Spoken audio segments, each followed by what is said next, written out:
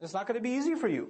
And to get that strength, you will gain that strength. The closer you are to Allah, the stronger you'll get. And you'll get close to Allah when you recite His words calmly in the middle of the night. And then Allah starts talking about the benefits of the night prayer. Why specifically the night time? Inna nashi'at al-layli.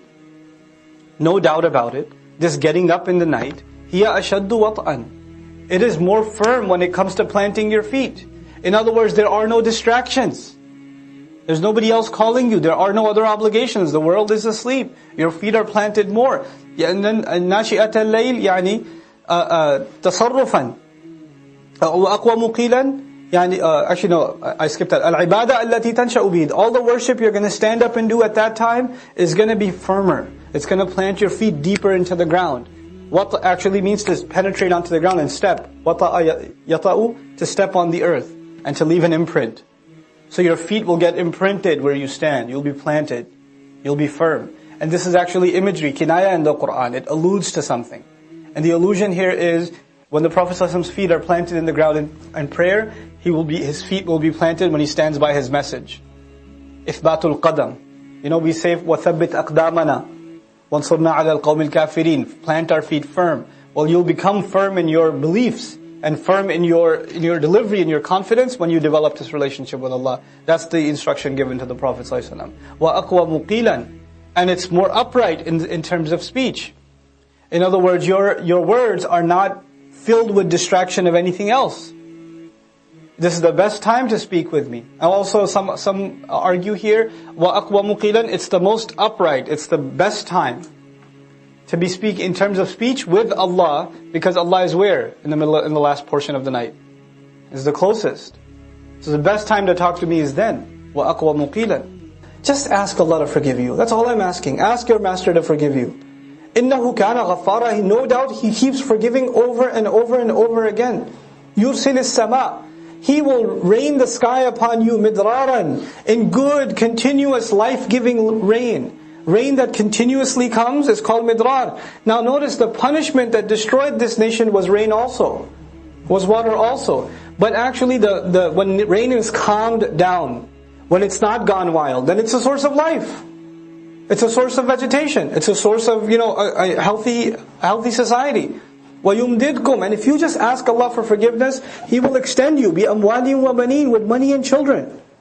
All these benefits will open to you. Notice the form, right? Yursil is connected with the next word with a kasra, right? Which makes it majzoom. Then yumdid, not yumiddu, it's yumdid. Then وَيَجْعَلْ, it's majzoom, majzoom, majzoom. The question is, why are they all majzoom? Why is there a sukoon at the end of every present tense?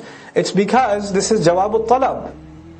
There's talab on the one hand, istaghfiru rabbakum.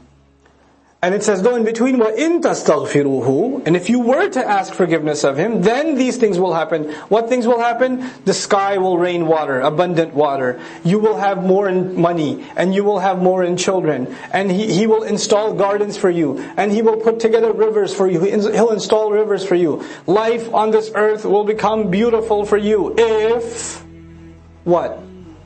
You ask Allah for forgiveness. This is a passage about what are the benefits of istighfar. We thought the benefit of istighfar is forgiveness. Obviously somebody's asking for forgiveness. The greatest thing they're hoping for is forgiveness itself. Forgiveness comes with these benefits. وَيُمْدِدْكُمْ بِأَمْوَالٍ وَبَنِينَ وَيَجْعَلْ لَكُمْ جَنَّاتٍ وَيَجْعَلْ لَكُمْ أَنْهَارًا. He'll put gardens out for you. He'll lay rivers down for you. مَا لَكُمْ. What is wrong with you people? لَا تَرْجُونَ لِلَّهِ وَقَارًا. You have no expectations from the grand nobility of Allah. You don't hope from Allah to show you dignity. وَقَدْ خَلَقَكُمْ أَطْوَارًا. And He's the one that already created you in stage after stage. Tawr means stage. Atwar means you were babies, then you were adults, and you've matured so much. He's the one that did that for you. أَلَمْ تَرَوْا كَيْفَ خَلَقَ اللَّهُ سَبْعَ سَمَاوَاتٍ طِبَاقًا. Haven't you taken a look and reflected how Allah created 7 skies, one on top of the other in layers? وَجَعَلَ الْقَمَرَ فِيهِنَّ نُورًا. And in those skies Allah placed, within them He placed a light. وَجَعَلَ الشَّمْسَ سِرَاجًا, meaning the moon first, and then He placed the sun as a lamp. وَاللَّهُ أَنْبَتَكُم مِّنَ الْأَرْضِ نَبَاتًا. And Allah is the one who caused from the earth all kinds of things to sprout for you. أَنْبَتَكُم نَبَاتًا. All kinds of things to sprout for you. ثُمَّ يُعِيدُكُم فِيهَا. then He's the one who brings it out, He returns it back to you from within it. Meaning the plants sprout and they give seeds and you put the seed back in and it brings it back to more produce. He keeps giving you more and more out of the same food. وَيُخْرِجُكُمْ إِخْرَاجًا, and He continuously brings things out for you. وَاللَّهُ جَعَلَ لَكُمُ الْأَرْضَ بِسَاطًا, and He leveled the earth down for you and made it easy for you to walk on. لِتَسْلُكُوا مِنْهَا سُبُلًا فِجَاجًا, so that you can pursue from it all kinds of paths and go through all kinds of valleys. Fijaj means, open space between two mountains. Otherwise it's hard to tread and to tread that path. And He opened those roadways for you. قَالَ نُوحُ الرَّبِّ إِنَّهُمْ عَصَوْنِي. Nuh alayhi salam's monologue continues. So this part was all. It's still continuously still. It's a conversation between Allah and Nuh is talking alayhi salam. Nuh is saying, I said this to them, I said this to them, I said this to them. All the things you taught me to tell them, I told them. I tried to remind them publicly, privately, in council settings, in family settings. All these settings I exhausted. And then Allah says, go back and says, and then finally Nuh said, Rabb, my master, innahum asawni, they have disobeyed me. Now the past tense is asawni, they've disobeyed me. Not ya'sunani, they disobey me. Which means He's done with them. It's done, Ya Rabb. وَاتَّبَعُوا, and they have followed مَنْ لَمْ يَزِدْهُ مَالُهُ وَوَلَدُهُ إِلَّا خَسَارًا. They have followed someone who cannot increase them in wealth, nor can he increase them in children, except in more loss. That's the only thing that they can increase in now. وَمَكَرُوا مَكْرًا كُبَّارًا, and they made a huge plot against him. They made a huge plot against, undermining his efforts. And it seems the closer he got to building the ark, the more intense his da'wah became.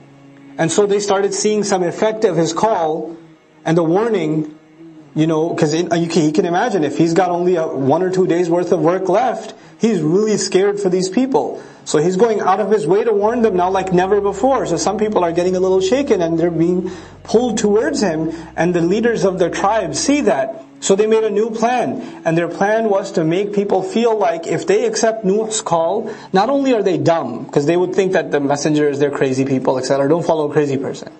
But actually they will make people feel like they're traitors. That they're abandoning the expectations of their elders. That they're an embarrassment to their family legacy. That sort of line of reasoning. So they said, وَقَالُوا لَا تَذَرُنَّ آلِهَتَكُمْ. Don't you dare leave your gods, they said. They went around making a counter da'wah.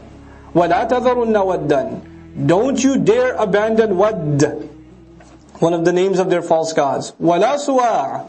And don't leave Suwa'an. وَلَا يَغُوث. Don't leave Yaghuth and Ya'uq وَنَصr. These are names of their gods. They called them by name so they could scare people and say, you're going to leave Yaghuth? You're going to leave Nasr after all He's done for you? Have you forgotten His powers? Don't you think the curse will come on you, etc., etc.? So they went on this this huge campaign to undermine the call of Nuh alayhi salam, and it worked. وَقَدْ أَضَلُّوا كَثِيرًا, and they misguided a lot of people. They were able to get a lot of people to stay. وَلَا تَزِدِ الظَّالِمِينَ إِلَّا ضَلَالًا. And these guides, these misguides, these idols were not able to increase wrongdoers in anything except even more misguidance. مِمَّا خَطِئَاتِهِمْ, because of the kinds of mistakes they made, أُغْرِقُوا, they were drowned. فَأُدْخِلُوا نَارًا, then they were thrown into the fire. Then they were entered into fire. Allah tortured this nation with water and then with fire.